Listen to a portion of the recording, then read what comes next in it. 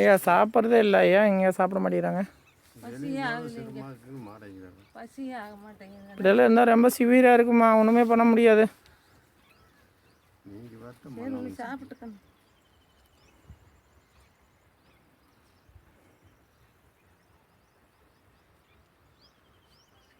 இல்லை நீங்கள் வேறு பக்கம் பார்த்துக்கு இருந்தால் பார்த்துக்கோங்கம்மா. 22 நாள் தொடர்ந்து வரணும்மா நாளையிலேருந்து.